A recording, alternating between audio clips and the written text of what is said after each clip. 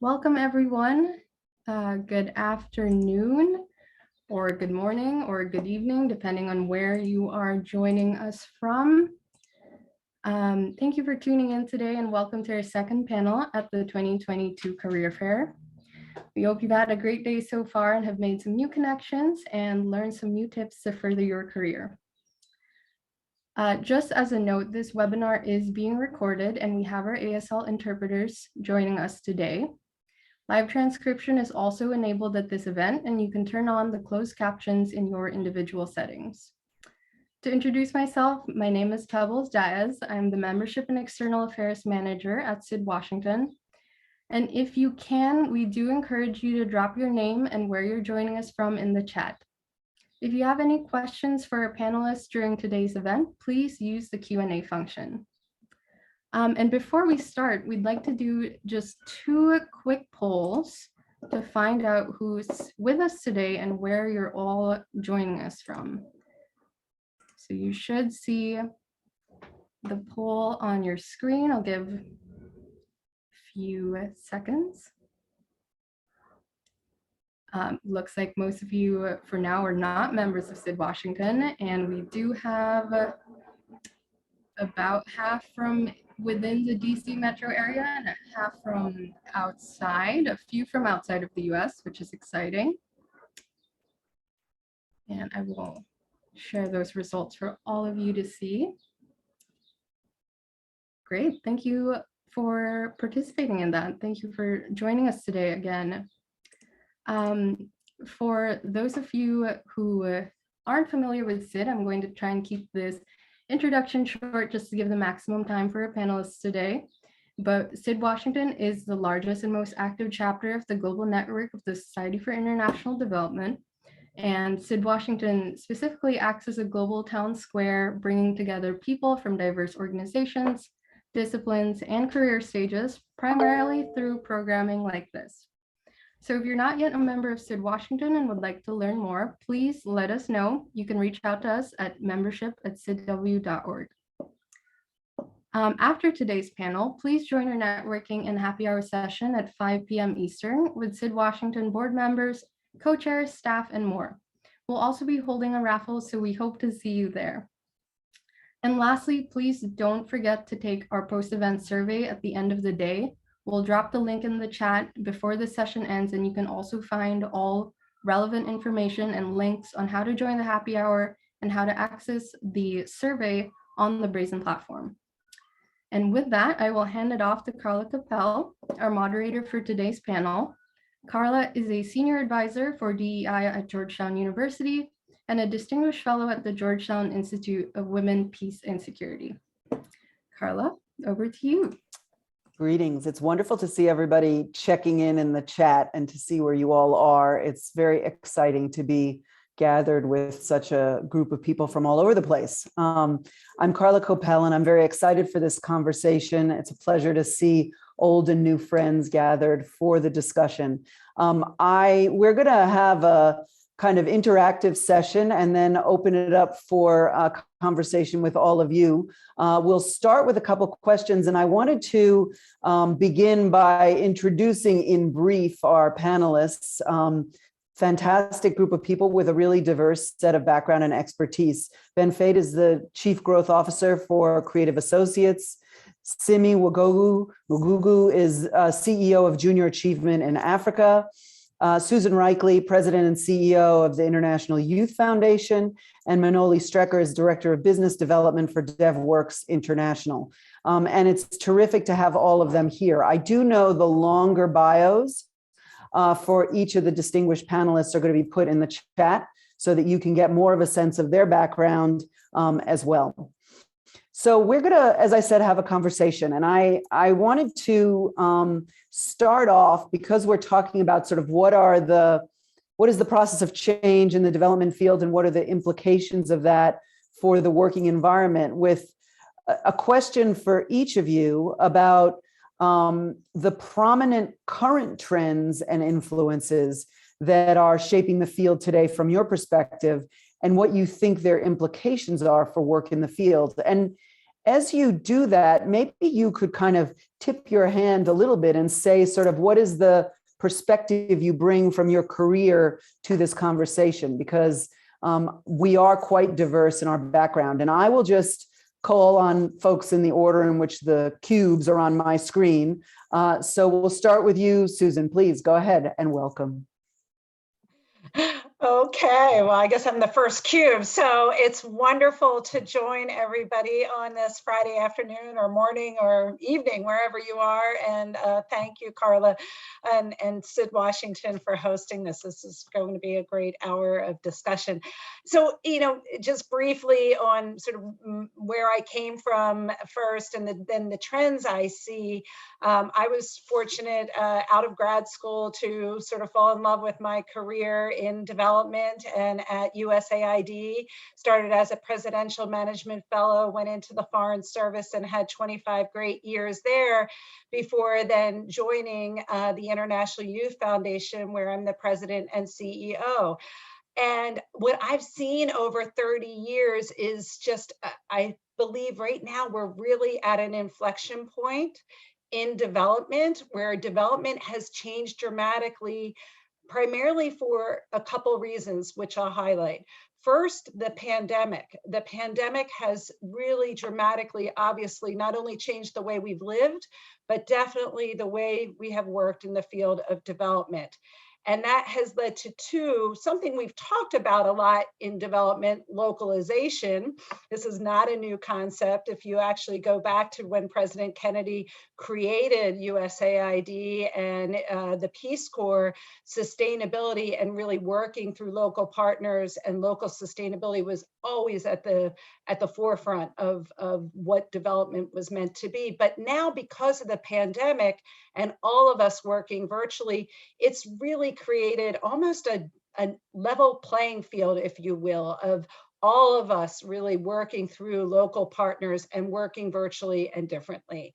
And then the second piece I'll highlight before passing the baton is what we're seeing in the field around diversity, equity, inclusion, accessibility, and the importance of equity. And again, I think this, in my 30 plus years, I've never seen it as much at the forefront in everything we do, from the organizations we're a part of to the way that we work on the ground. And I'd like to just bring to your attention a very interesting coalition that has formed, the Coalition for Racial Equity in Ethnicity in Development. And it's a very interesting coalition that Sid Washington also has helped, welcomed into the community. And so stay tuned for that, because I think these issues of equity, diversity, inclusion, localization are at a really interesting point and a really positive point for the field of development that you're all entering.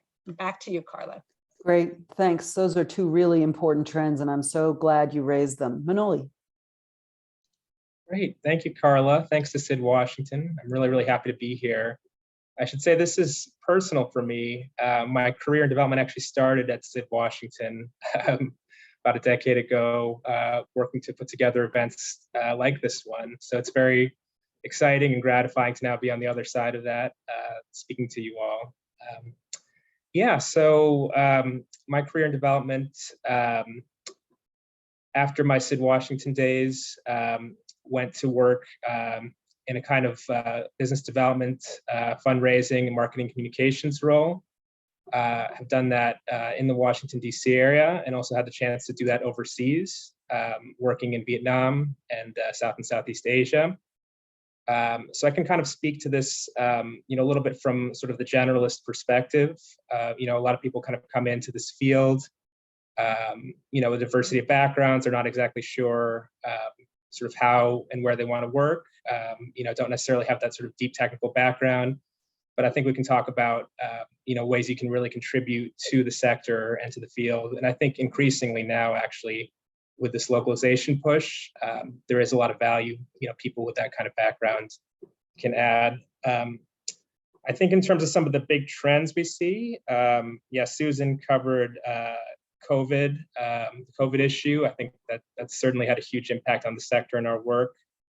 A couple of other areas I wanted to highlight. The sort of big push right now towards market-based solutions in the private sector, working with sort of new actors, US private sector, but also local private sector, and trying to really kind of crowd in new sources of funding and new ways of working, which I think has some interesting opportunities for people, again, not from a sort of traditional development background, but other ways of engaging with the sector. A couple of other trends, climate change, obviously huge issue, and really we're seeing that as a cross-cutting topic across every development sector right now. You see the influence of climate and sort of need to bring in climate thinking. So again, I think opportunities for people sort of interested in that to work very broadly in support of development. Migration, another huge topic right now, both in the US and in Europe, driven by climate change, by conflict, and by economic issues. So that's going to be a major focus in the coming years. And then, I think we can talk more about this. There has been this big push to localization and decolonization of aid. But we do see a lot of challenges in practice of how to make that a reality and how to really work with and through local organizations. There's a lot of very good ideas and sort of discussion about that in Washington, but how to sort of make that happen on the ground is not so easy always. So yeah, looking forward to further conversation around this. Yeah, excited to be here. Thanks so much. Ben. Yes, hi, just looking for my mute button. Really pleased to be here and serve on this illustrious panel and to speak with all of you all who are looking to get into this field, and which I think is an amazing one. Just real briefly about my background. I've since graduating from undergrad in the early 90s, I have been in international development. It was always my career, my passion, my career choice, and I've never looked back. I was swept away by the fall of the Berlin Wall and the wave of democracy that was sweeping around the world, and I felt like I really wanted to get involved and do something and be an activist and to help as countries were making transitions. And one of my first assignments working for an NGO in West Africa opened up an office in Niger, and about a couple 4 months into my time there was a coup d'etat, and all of the people I was working with were put under house arrest, and it was a scary time, but at the same time we had to shift, we had to adapt, we changed our program and focus, and what occurred to me was how vital the work that we were doing was to the lives of the people and to their just whole idea of their future. And I just really, from then on, I was really bitten by the bug of international development, and like I've never looked back. A lot has changed since those early days, almost 30 years ago, and there are a lot of things that I was involved in international development that I would never dare do today. And the field has changed. And we're going to be talking about localization and the role for young professionals coming in and what that might mean.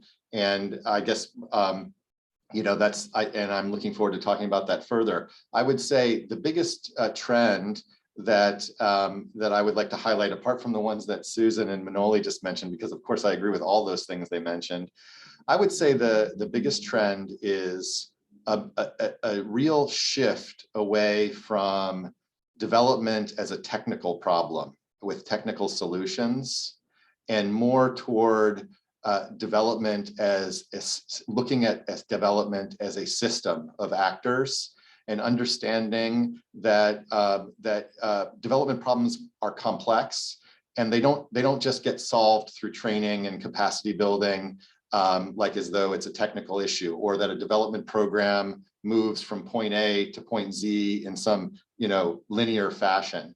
And instead, there's lots of twists and turns along the road.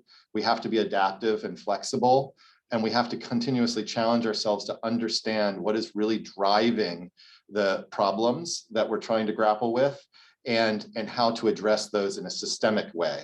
not from a sort of a technical lacking way. And that will have implications for you all in terms of the skills that you'd want to be building and the kind of careers that you'd want to be having in the field as we evolve. Thanks so much. I appreciate those observations. Simi. Hi, I hope you can hear me. It says my internet is unstable. Perfect. We hear you Okay. perfectly. And we want to Okay. thank you for joining us during your evening.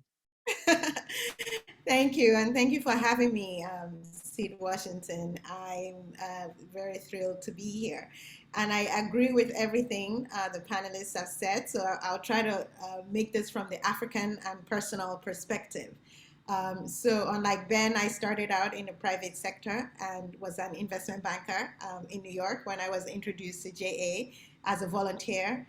And I realized that, what I was teaching these young kids, I wish someone had taught me when I was younger, and I would have made some decisions sooner. And I ended up moving back to Nigeria to start JA in Nigeria, and have sort of gone in and out well, just once went out to get my MBA in business school, and then worked in the private sector for a couple of years before I came back again into development. And ran the JA Nigeria office for about 4 more years, and then I'm now in the Africa role. And a big trend that I've seen from the African perspective is that there is a big push for local leaders, for local solutions that are sustainable.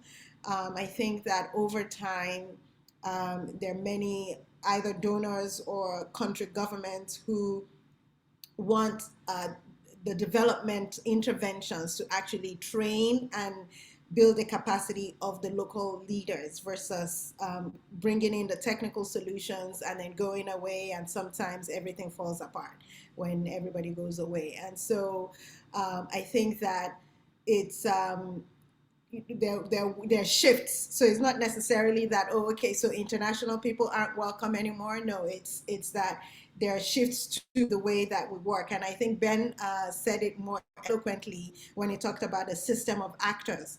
And so from a career perspective, I would advise that anyone willing to work in Africa first come and live in Africa and actually understand that Africa is not one big homogeneous big country. It's actually a collection of different countries with very different problems, different cultural factors. And so to be part of the system, to not just bring in the technical expertise, you have to actually know the factors that will enable success or hinder success. And so that's the big thing that I would say.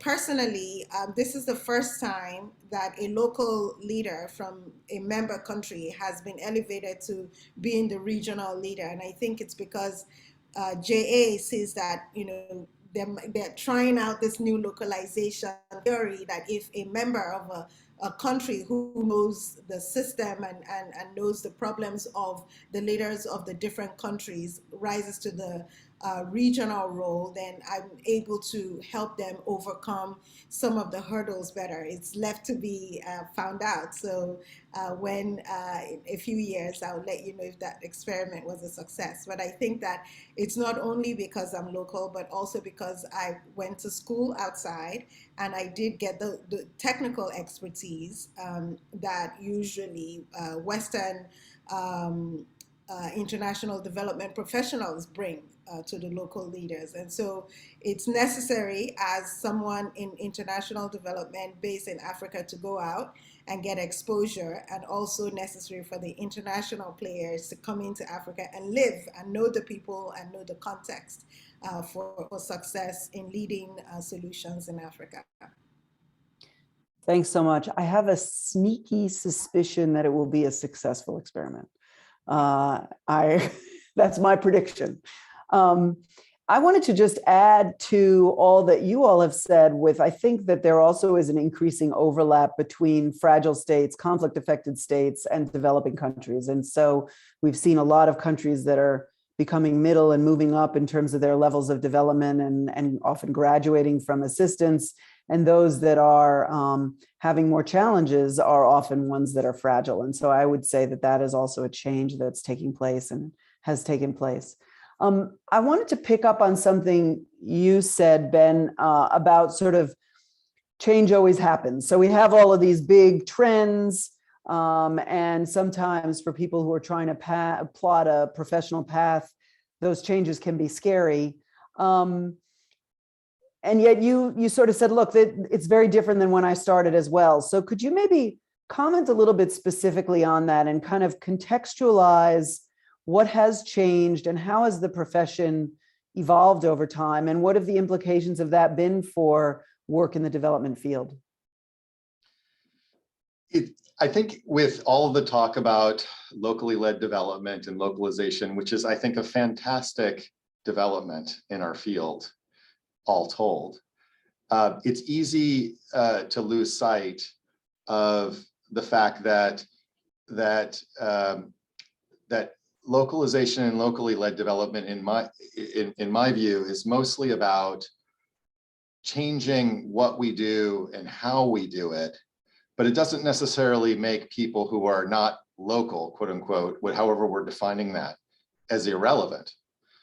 Just as it doesn't make USAID or the EU or bilateral or multilateral donors irrelevant, they're very relevant. Just as it doesn't make NGOs, international NGOs, or private sector consulting companies like mine irrelevant. Or so we all are in this system. I think we all have a role to play. It's just how we do it and what we do that's changed. So when I first started doing that work, with my computer and my fax machine, going to West Africa and planted my sign, we mainly ran training programs.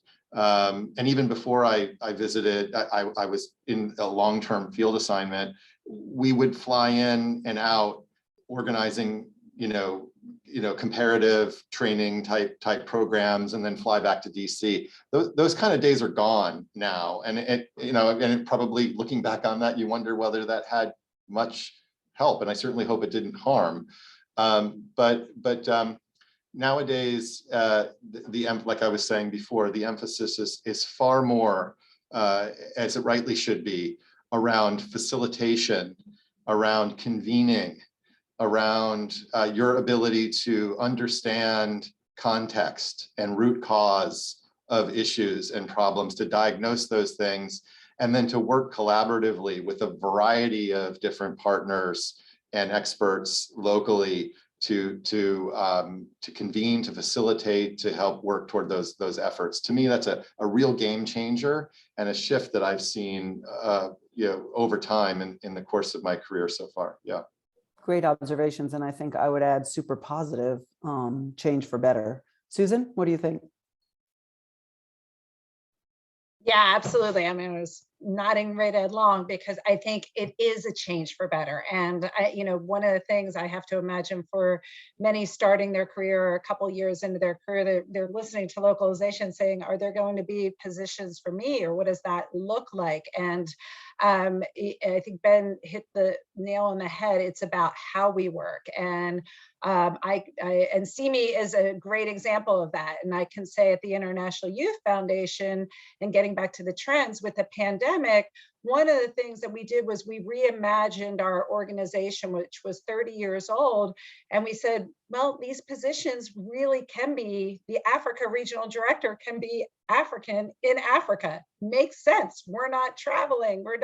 Our Latin America regional director can be in Latin America. Why not executive positions? Why not other positions? And then our role, and really rethinking the role of headquarters, right? It's really the home office. We all have teams around the world, and our role really being facilitating and supporting as the work being done. And IYF also works in the US. So it's how can we support the US teams working in Chicago and Washington, DC. So it's rethinking the role and And also, I think the other really exciting thing, well, two things I want to highlight that were said by the other extraordinary panelists. One is the what we call systems change, and it's really the different actors and looking at development very differently than I think in the old days, which was maybe much more driven by the narrow technical, and if we can achieve this, then that's going to lead to that. And we've learned so much over the years of how complex development is, and really the importance of a range of actors involved, and ultimately the facilitation role. And then the other point about the private sector, I did just want to, put a pin in that, because something that we've all seen really change during, I think, our careers in private sector led engagement. And again, now being with IYF, while I'm directly working with corporate partners and the opportunities of public-private partnership, I think there's so much more we could be doing. And all of you starting your careers, this is a really exciting time for that. And particularly in the field of climate change, right? It's going to take all of us. This is just something so, absolutely pivotal to our world and our planet. So some exciting times ahead. Thanks, Susan. Simi, what do you think? I completely agree. And, one of the things that I think is driving this localization here is also the generational shift. I think young Africans are more questioning of systems. They're less accepting of, okay, why should I think a Western solution is better than a local solution? And so they want to be convinced before they accept. And that's not what my generation and the generation before, that was, we didn't question so much as they do. And they've all, gone to Cambridge, Harvard, they and come back home and are willing to question what their parents accepted. And so you even find it in the private sector as well, where companies are finding that they have to actually recruit Africans in universities in the US, train them for a while, let them get to executive level positions, and then send them back as the executive in Africa, because they find that it's cheaper. You're not spending so much money training, cultural, there's so many programs in the 90s. I remember I even went to one where they're teaching you how to govern or how to lead a company in a different cultural setting. And so I think that shift is here to stay, and but it doesn't mean that there aren't opportunities for different people to take part of. I think that especially with the pandemic and the fact that everything is now global. So for example, before the pandemic, my entire staff in J Africa was in Ghana. And when we started conversation about me going into the role, they started talking to me about moving to Ghana. And then the pandemic happened. And then I didn't have to move to Ghana. Now we have someone in Zimbabwe, someone in Mauritius, and they're not all necessarily African. So it's really about where do you fit in and how do you build yourself to be relevant? What is the competency you're bringing to the table? You have to have some competency, regardless of whether you're African or non-African, that you bring to the table that is recognized as a solution that others will say, not necessarily because you're American, you're better than me. It's because you have this competency that I need. And so therefore, we're hiring you to fill that competency. Great point, Simi. Manoli? Yeah, no, I want to build on that last point. Yeah, that really resonated with me as somebody who went overseas to work in our office in Vietnam and Hanoi with a mostly Vietnamese team that was just extraordinarily talented technically, just in terms of the work they could do, the ideas they had, the knowledge they had of the context. And, it was a real kind of like eye-opening experience for me of like, I'm coming in here, what can I really do to add value to these, extraordinary professionals, what they're already doing, and really think hard about what skills and experience I could bring to the table. And so, I do want to mention some of those just to make it kind of concrete for people. What can you do if, I think it's great to go work overseas and to do that. But, obviously, as we said, you need to, you need to be contributing. So some things that kind of jumped out to me, being able to have a personality and a role of being a connector, somebody who's kind of fitting different pieces together, understanding sort of the larger trends in the sector, understanding sort of what donors or development actors are doing, and being able to sort of, explain that and translate that to local colleagues, I think is a huge value add. Being that sort of playing that kind of moderating and organizing role. I think skills like project design, project monitoring and evaluation, project management are still really, really valuable, and that's something you can really help local organizations strengthen.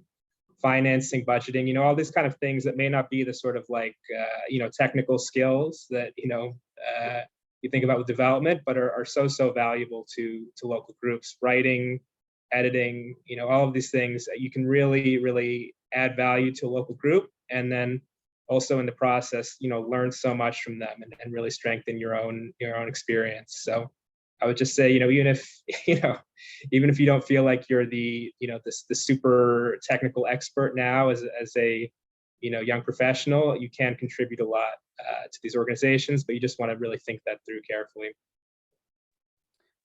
I think that's a great point. I think, a lot of the organizations around the world have been working on project and program implementation, but they haven't been fully vested with the contracting, budgeting, and management oversight. And so often it's actually those functions, I think, that are most useful to organizations around the world that are trying to increase their capacity to be prime contractors or to implement, projects from international organizations of all different sorts. So I think that's a really great point. I want to turn now with all of you to some of the questions that have been posted in the question and answer box, because I think they're kind of universal in terms of their relevance, and also speak to some, issues that I think a number of the people who are attending the panel are interested in. So let me start with the last one, and I'll go back to the other ones, but just because it really relates to just what we've been talking about, both Simi and Susan and Manoli's points in particular. How do we and how can we transfer local experience back to the US when there's often a preference for people who have headquarters experience? I think it's an interesting question going in sort of multiple directions. So who would like to comment on that?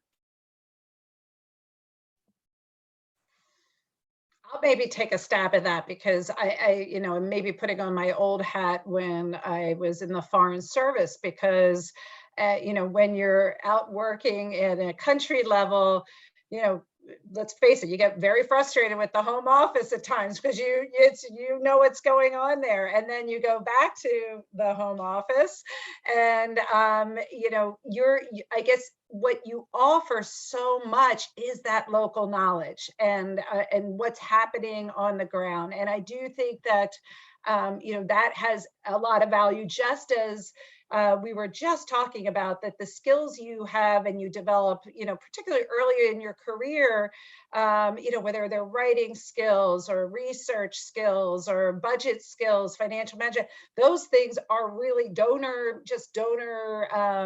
knowledge, intelligence, are really helpful when you go out to working at a country level, because there is this divide. And I think, we need everybody.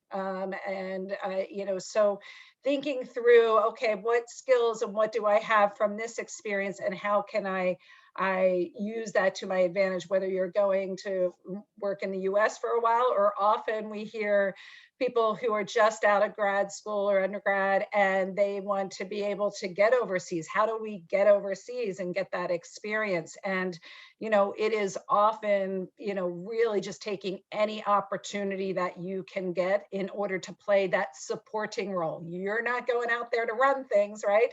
But, when someone talked about an evacuation, I think that was my first experience going really overseas in a development. It was just all hands on deck. And so, really being willing to raise your hand and say, and rolling up your sleeves and trying things that maybe get you a little out of your comfort zone, but that's okay, because we really do need everybody to be most importantly bringing their best selves in order to help solve problems. That's what development is. It's helping to bring people together to solve really challenging problems.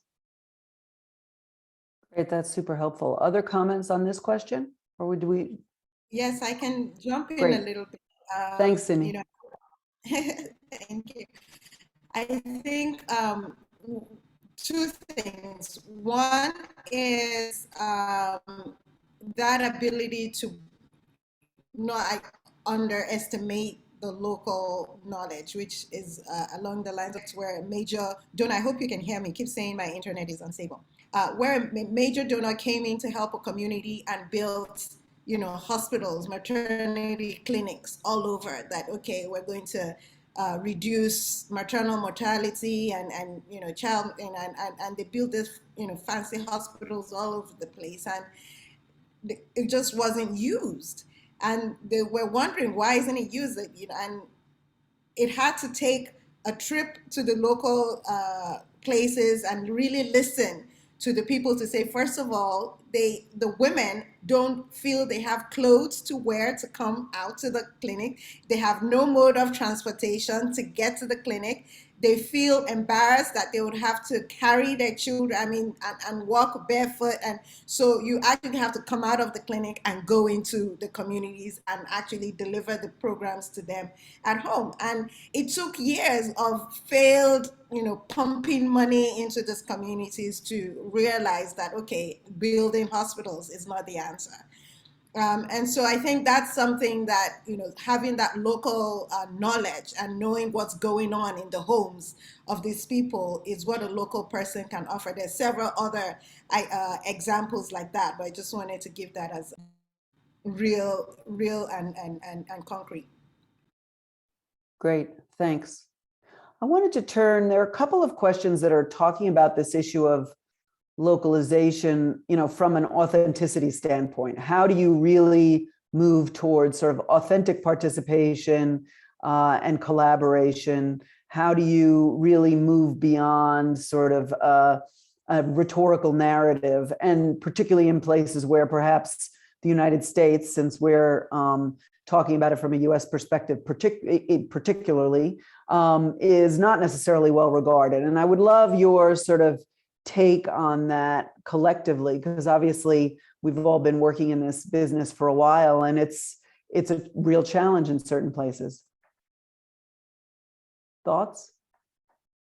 Yeah, this is something that we've been working on a lot, and especially in the last couple of years with COVID, trying to, as we've talked about, really needing to work with and through local organizations, and learning a lot of lessons about how to do that in a truly collaborative and appropriate way. And it really, and it's especially challenging, obviously, remotely. You're not having that face-to-face, you're not sitting together.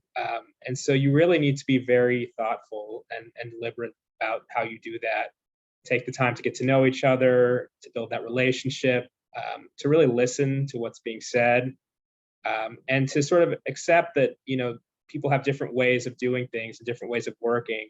And, it's very tempting sometimes to want to impose your own, structure to things, your own approach to things, but you need to be willing to kind of have that humility and that, willingness to say, like, okay, like, these are really expert people. These people know their country, they know their context, they know the work. Like, we need to really listen to them and be willing to learn as well as to try to teach. And it's not an easy thing to do. I think we all stumble with that, but I think that's the mentality you need to bring into collaboration to succeed in this. Yeah, I'll add maybe one thought there. I do think it's putting people into leadership. I mean, CME is a great example of that. I completely agree with Carla. It's total success. You know, we have to step back. I mean, we absolutely have to step back. The pandemic has taught us we do not need to get on planes, you know, and try and be at every conference. We can do a lot virtually. Actually, one of the things we decided at IYF, even when people do return to the office, we're going to keep meeting globally, virtually every month, because everybody's equal on the screen. It's not like you have to be in the room. And so I think we have to step back and really, just as you were saying about local leaders and listening, and our role at times has to be just, you know, to listen and to support, because I think we've all learned that the impact, it can be much greater. And that the hierarchical, and I saw in the Q&A, so not to jump ahead, but I'm glad somebody asked about the decolonization, because absolutely, I mean, it's more than being discussed. I think organizations, whether you're in large INGOs, the US government, multilaterals, we have to really look at the structures and the systems that have been created. And we all have to really focus on deconstructing these systems. And it's great to have young professionals. In particular, half of IYF is made up of young professionals. And so their ideas of how we could be moving forward with this and having greater impact, most importantly, because we have the Sustainable Development Goals and we know the disastrous impact of this pandemic. So we have a lot of work to do. So again, I get back to, it's a pretty exciting time to be entering the field of development. Thanks, Susan. Ben, you had wanted to add something. Well, it was already so well said. I mean, I was going to just pick up on something Manoli said. I think he used the word humility, and I think that's really key. I was thinking also curious. Be curious and be humble. And, you know, that in some ways, I feel like events, you know, in the United States over the past years which for many of us have made us question, you know, more so than ever, how perfect our union is and our own system. In some ways, that's freeing in this field, because we never should be in this field to teach people the American way or the Western way, as Simi was talking about. That should never have been the goal in the first place. So the fact that we are imperfect, just like everybody else around the world, in some ways enables us to play roles in development, provided we take we have the proper attitude and we bring the proper kind of an approach, which is where I think the field is clearly moving towards, as evidenced by all the panelists have been saying here. So yeah. Thanks. Yeah, I think all these observations are really valuable and important. And I think I would almost say, you know, fundamentally, it's about thinking about problems as shared challenges that we need to leverage global expertise to resolve, rather than thinking about how one party is giving something to another party or offering something up. And how do you really change the lens through which you're looking at these challenges around the world? So there were a number of questions, and I'm grouping questions. So people who are putting in the questions, be gentle. I know you have your specific question. But you know, we're having this panel as part of a job fair, and there are a few questions that are really about sort of how do you break into this business when you may have the educational background, but you don't have the field experience, or you're trying to figure out what is the angle that allows you entry. I'd love to have each of you sort of give your best 5 cents of advice in terms of how to get started and sort of begin your journey as a development professional. Who would like to start us off? I can just quickly, Great. Since I was talking earlier. One frame in the implementation space. I mean, I know a lot of people may decide they want to go into more policy related fields, working for government or multilaterals. Maybe some people want to do more diplomacy type work, but from an development implementation perspective, a framework that's always helped for me, and panelists have touched on this a little bit, is, you know, three kind of key things that go into the work that we do. One is delivery of the work, and we've talked a lot about the what and the how of how that's changed over time, and that obviously requires a lot of field experience, which people tend not to have coming right out of school. It's management of the projects itself, and Manoli was talking about a lot of the nuts and bolts of compliance and rules and regs and finance and other things that people need to know. And then there's, you know, resource development, or winning the work, you know, which is typically in a competitive environment. And so that requires project design, understanding, as well as local context. And so I think people's paths are going to be different depending on opportunities that present themselves. And it may not be that you get out to the field in your first dream assignment right away, because you don't have that much to offer yet. And that's fine. I would say, you know, strengthen your skills in those other two areas, and then look for opportunities. Absolutely. I think more so than ever, it's really hard to be relevant or credible in this field if you don't have deep geographic country experience and an ability to operate well in those environments. Thanks. I Simi? want to jump in a little bit here to say, you know, there are some things that are really, really needed that you wouldn't find in a lot of local NGO leaders or NGO executives. One is impact evaluation. Like, nobody wants to do it here, and donors want it. And so, you know, if you can develop a competency, this is just one specific thing, develop competency about how to measure impact. You can get a job with any foundation that operates in Africa, and just be like, I will go in and support your NGOs to help them define and implement impact. And this is a safe way to enter, because you have maybe a US employer who's hiring you and guarantee you some sort of income, and you have a stable group of nonprofits that they support.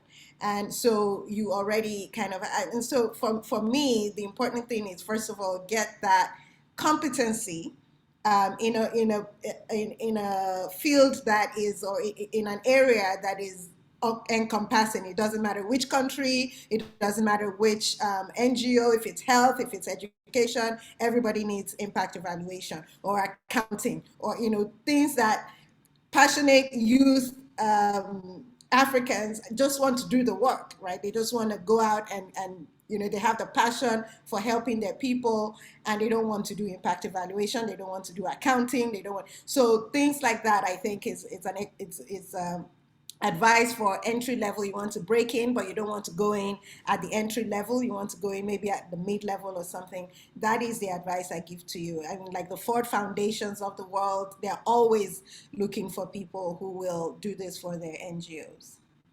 That's great concrete advice. Manoli?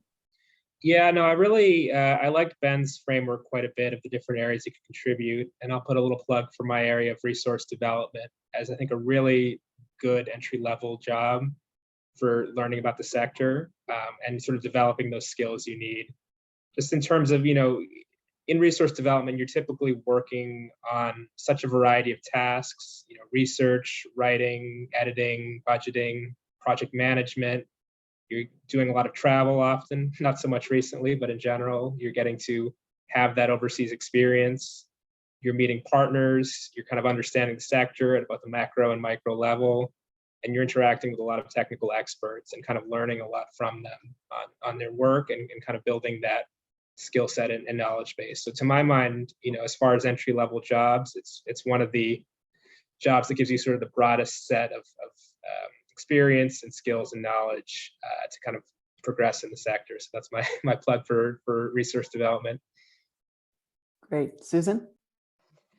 Great advice. I'll just maybe highlight two skills because I do think it is taking advantage of opportunities wherever you can find them.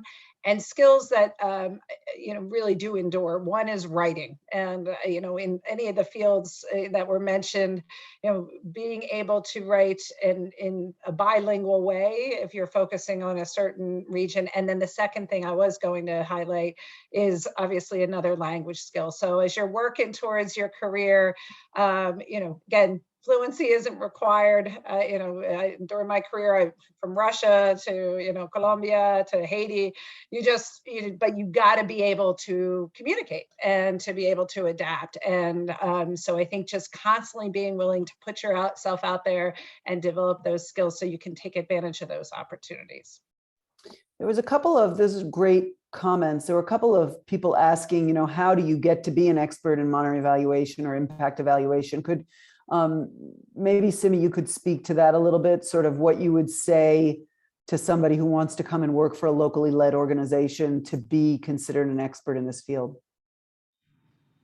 Sure. I think Ben also mentioned this. This is really about getting the nuts and bolts.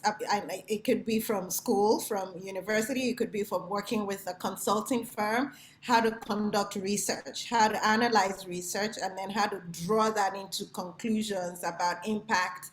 And so I think it's very important that you get that education before you say you can go into monitoring and evaluation.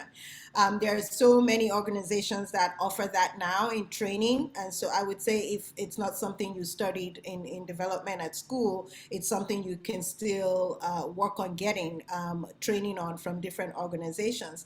And it's really about the ability to look at data and make sense of the data, especially in regions where it's hard to get data, like in Africa, because just people don't like to fill surveys, they like to do questionnaires. So you have to get that interviewing skills. You have to be able to speak different languages, or at least one other language. So if English isn't working, you can switch and get the information you need. You can take videos, and you can really help people build an impact story from little to no data. And I think that's very important for anyone, really, because it's just going in and understanding that this worked and this didn't work. There's a whole a trend around, okay, we've done this for 30 years, we haven't seen movement, and so we're switching, we're changing.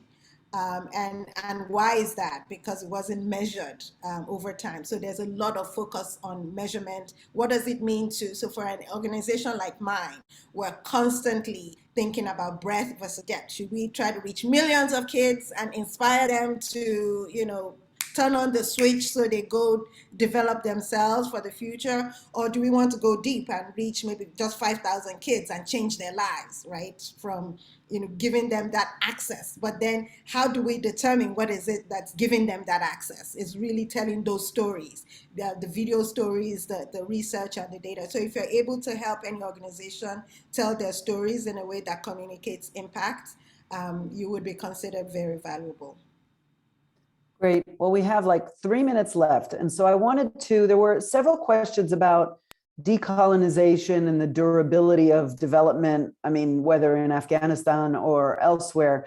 I wanted to ask each of you to just do 30 seconds on what you think is the most important priority to really transform development in ways that make it authentically locally owned and durable. And maybe I'll start with you, Susan, and then go across the boxes. Yeah, local development and sustainability really requires local leadership. And so, for us at IYF, that means we work only through local partners, bringing together other international partners. All of our offices are locally run, and we don't put expats overseas. Our role is different. And the reason for that is trying to create that systemic change, and we're connecting so that endures far, far longer than a project that comes in with a lot of outside assistance and then goes away and doesn't endure. Thanks. Manoli?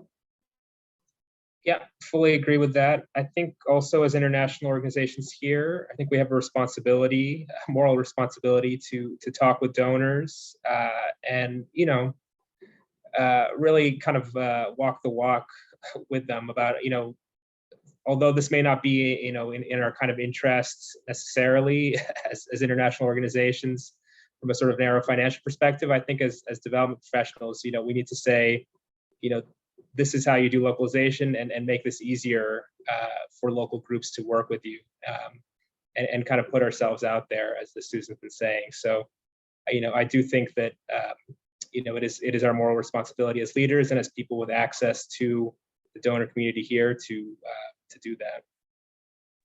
Thanks so much, Ben. I would say localization is really about power dynamics and dealing with power, and we have to deal with power asymmetry, if I could use that term, and that's really complicated, and I think it definitely means something to work with local solutions and with and through local partners and with local staff and everything. But I think even that is not enough. I think it's going to require, really deep thinking about how do we really change the dynamics and power dynamics. And I would say maybe for me, the biggest thing is maybe just checking our biases and assumptions. Just like I think many of us are learning increasingly to do now with the racial reckoning and social justice around the world. We check our biases when it comes to interacting on the international scene about what we think is right and wrong, and listen, be curious, and be humble. Simi? I agree with everything everyone has said, and I would add to that fostering collaboration. I think there are so many groups that work silos here, and I think one of the things that we can do, or you all can do, is to actually get different parties to work together to collaborate, because they have different expertise. And again, from a personal example, is we're finding that we don't need to create digital skills programs to teach kids digital skills. Google. Uh-oh. I thought it was going to be such a great last word, but we made it through most of the event. Oh. Uh-oh. You disappeared for a second. You were just saying you don't need to teach children digital skills, and then you disappeared. Oh, sorry, that we realize we don't need to develop digital skills programming. We can partner with the Googles and the IBMs, so it's really just pushing the organizations that you support to do more collaboration so that the impact is greater. Perfect. Thank you for recapping that. And I want to thank everybody for having joined this spirited and rich conversation. And Pebbles is going to put up a slide which will give you the location for the happy hour and for the survey. But I just want to applaud a wonderful set of panelists for a really rich conversation, and thank you all for having joined us this afternoon or this evening or this morning, wherever you are. So thank you. Thank you. Thank you. Thanks, everyone. Thanks, everyone. Great discussion. Yeah, really enjoyed it.